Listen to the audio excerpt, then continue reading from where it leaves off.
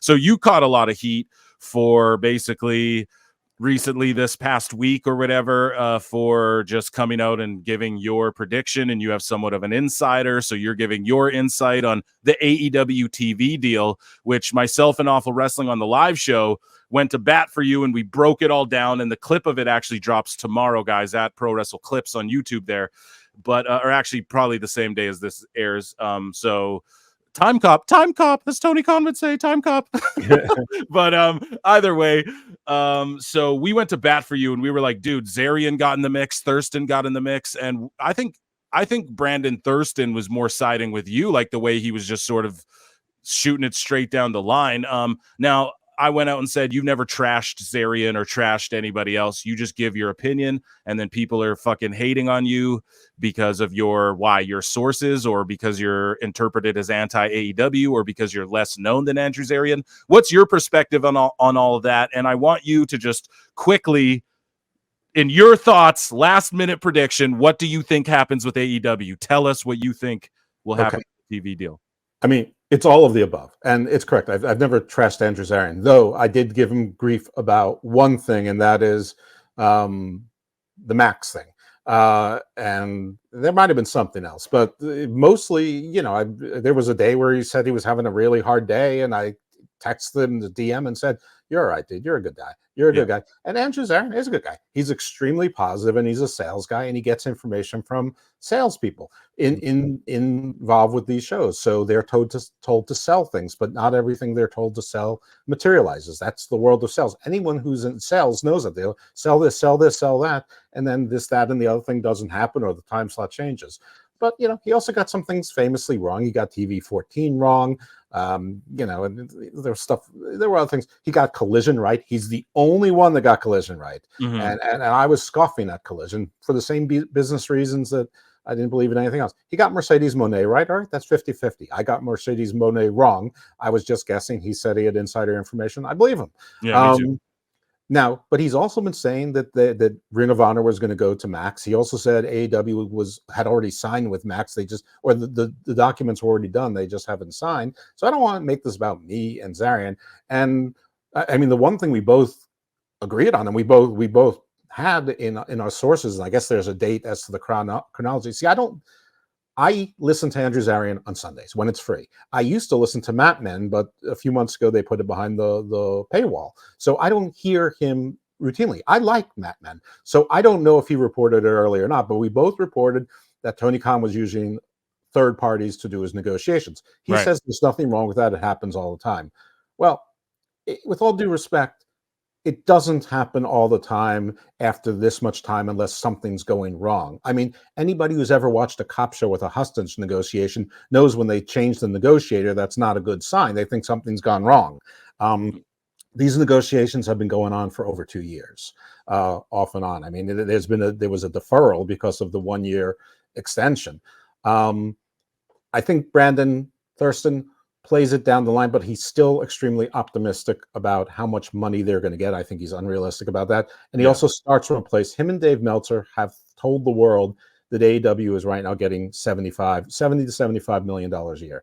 And I can tell you where they got the money from. We know that AEW started with like $33 million, and they got like a $12 million raise when Rampage was added and Battle of the Belts was going to be brought on. And, Rampage, it took 10 months to develop, but also WBD was no longer covering production costs. And they would get an escalator. It was going to go up to something $46 million. So, and then they picked up the option with an increase. Everyone's saying it was a huge increase. I say it's the same type of percentage increase for the other years. And you can reverse engineer the math from 33 to 46 and, figure out that it's, probably around 5, 6, 7% a year. So let's give it the top dollar. Let's give it 7%, and that gets you to around 50 million or so. How did Thurston come up with the number? Well, Rampage plus Dynamite is 3 hours.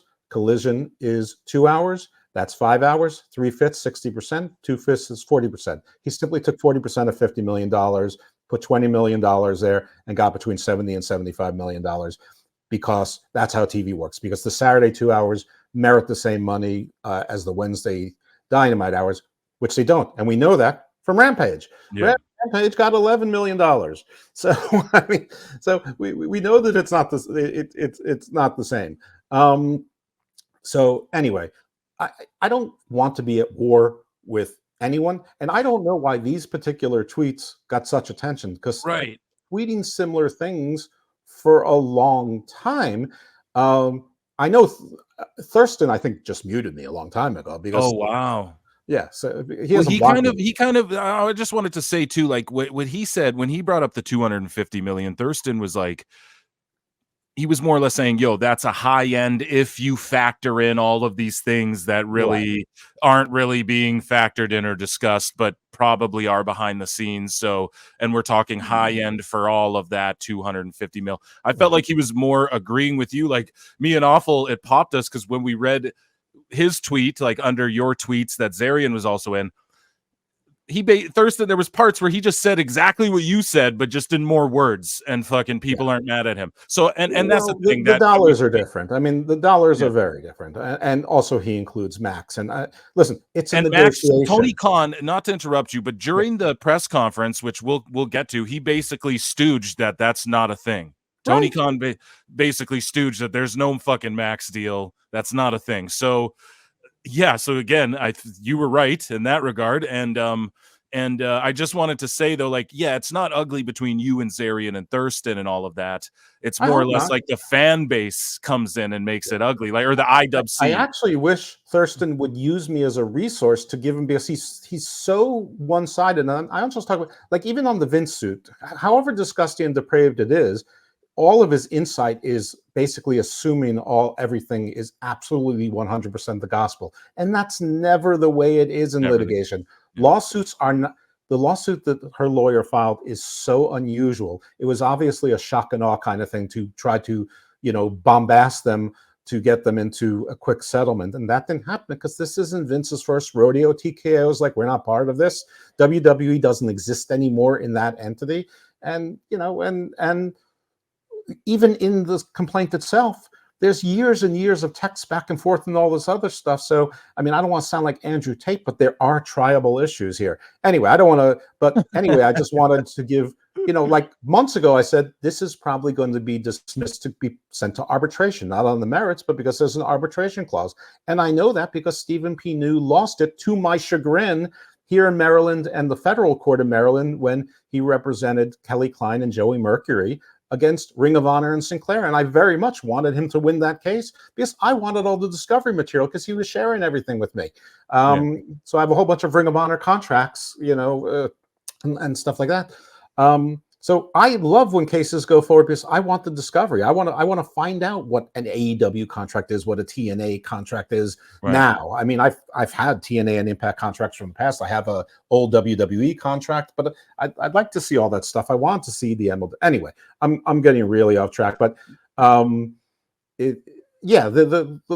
I don't know why this one took off and it got a lot of retweets. IWC. They're so sensitive and they're so fucking triggered. But here, just to tie it up in a bow, your final predictions. Where do you think True TV's been on the table, Max, all this sort of stuff? And I'm going to play you Tony Khan's stuff later from the press conference, which might change your mind a little bit on your stance. Not that he gets too deep into it, but he is directly asked about it. But just as you sit right now, Evil Dose, where does AEW wind up? You don't have to get into like numbers of money, but you can if you want. But just where do they end up, and what is their approach going forward? Streaming, cable, a mix of both. Everyone's talking about the third hour, but I thought 3 hours was too shitty, and all the AEW fans are going, "Oh, a third hour!" But I thought the third hour on Raw fucking made the show suck to you guys. So which is it? Now you want a third hour of Dynamite?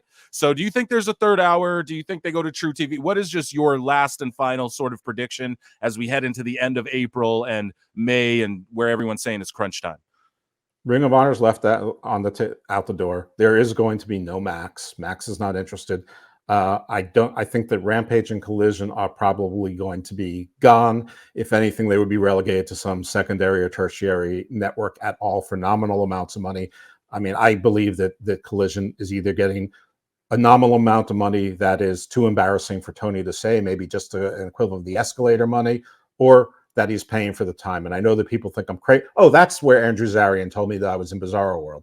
But answer me this: what TV show that you know that is paid by a network for 52 weeks out of a year just simply doesn't air 3 weeks out of the year so far. Within the last 4 months, hasn't aired 3 times. Not preempted, not moved to a different time, not a different date, not a different network, not put after Rampage or before Rampage, just simply not aired at all, to the point where Tony Khan didn't even book an arena to have a show to tape. People argue, oh, but it's like sports though, so subject to change and stuff. But it's really not. It's a TV show, you know. Sorry, you go ahead.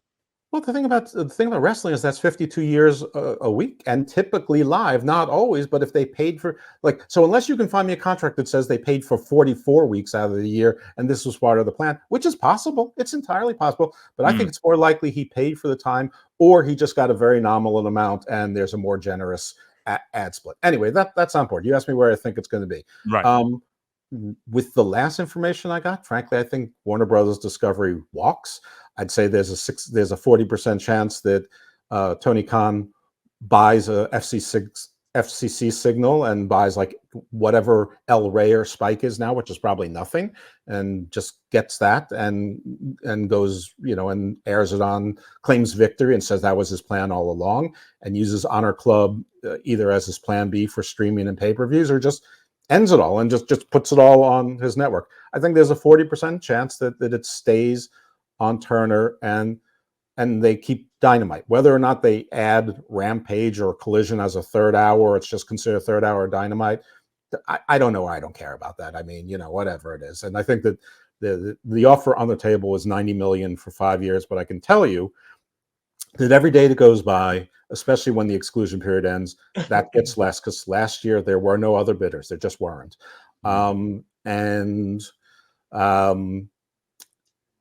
AEW was told by Warner Brothers legal team to not air the footage from the UK, or that it could cause legal problems, privacy laws, and they didn't want to see it. And AEW did it anyway, which made them angry to furious, depending on who you're listening to. Now, I will say, my source, she's gone dry. Like, she hasn't told me anything since Friday. So, I don't know that my source that connected us said I could use her name, and maybe she didn't really want her name to be used. And maybe she got Twitter tagged a couple times. She didn't respond to anybody, but maybe she's like, yeah, I don't. The IWC is lunacy, bro. Yeah. It's complete lunacy. I also heard, I actually heard this on another podcast. Who said it? Billy Body at the Dirty Sheets. People fucking hate his guts. Whatever you think about him aside, I'm just going based off what he said on his show. And he's been right about a lot of things that are pretty extreme. So he said that actually Tony sent like a letter. He was so mad about like all the Punk shit at WrestleMania and everything. And you know how WWE was showing like Daniel Bryan's yes moment at WrestleMania, and they weren't shying away. They were saying his name. And apparently Tony sent some sort of like letter or contact to WWE, or lawyers did, about like, hey, stop showing current contracted AEW talent on your TV and mentioning them and stuff like that. Which I don't know if that's true at all, but just to sort of add to what you were saying, yeah, like I feel as though this was a real, showing that footage was a shoot themselves in the foot moment, big time on levels that we don't even realize on the surface level, unless Jack Perry goes on and becomes the next John Cena. That's the only fucking way this worked. And he's not. He's at the end of the day. The rating slump. The go home show sucked. We're about to watch Dynamite tomorrow. AEW, and check me out, Pro Wrestle Games. I'll be gaming out and doing a watch along of Dynamite. Dose, if you're free, you can fucking join in anytime.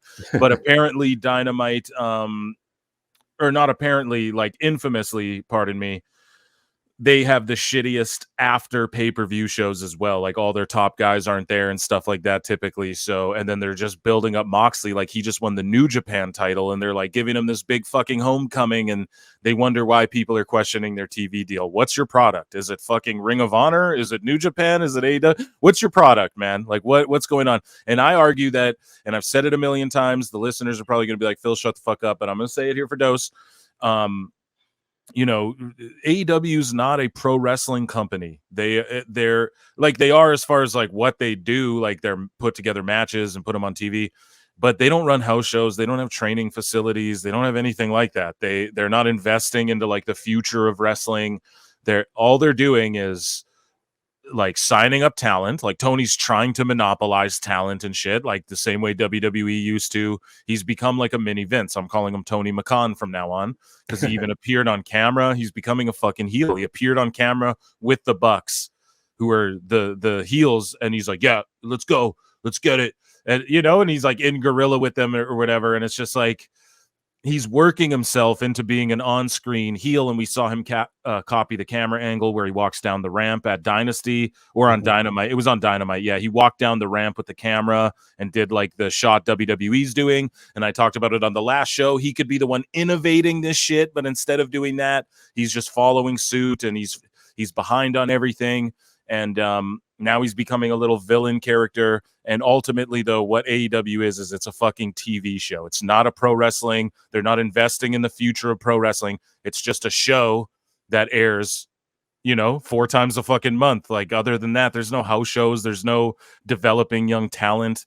So I don't know. To me, it's just they're just filming shitloads of TV, and Tony is like 10 years behind on this. Like, have as much content as possible so you can just sell it to all these like Netflix. Like, remember when everyone, when it was the pandemic, everyone was just buying every piece of content there was. People were just shilling dollars.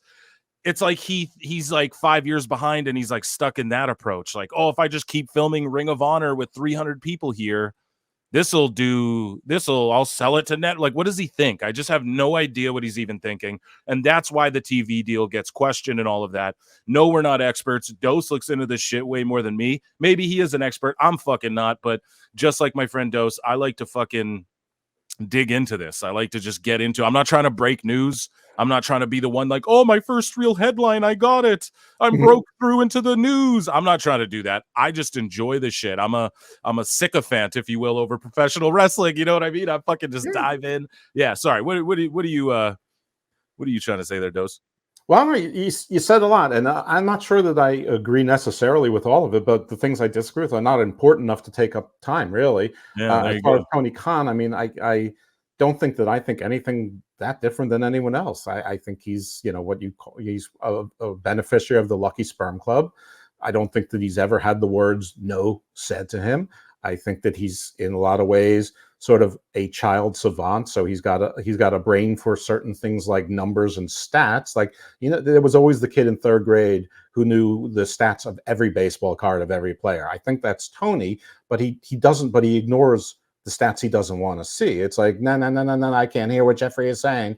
Because he doesn't see the drops. He doesn't see every time, the Orange Cassidy is not in the Big Bang Theory slot, that 200,000 people tune out or 110,000 people. He doesn't see that every time the Bucks come on the TV, no matter who they're with, everything goes down. He doesn't see that nobody's interested in basically Ring of Honor 2009 through 2015. And by the way, folks, I know that when I say nobody, that doesn't mean nobody. We're talking in generalities here. And I've said exactly what you said. If people were going to start watching Ring of Honor, Tony Khan, 1 million people were going to start, they'd have done it already. Right. But they're not interested, so just focus on AEW.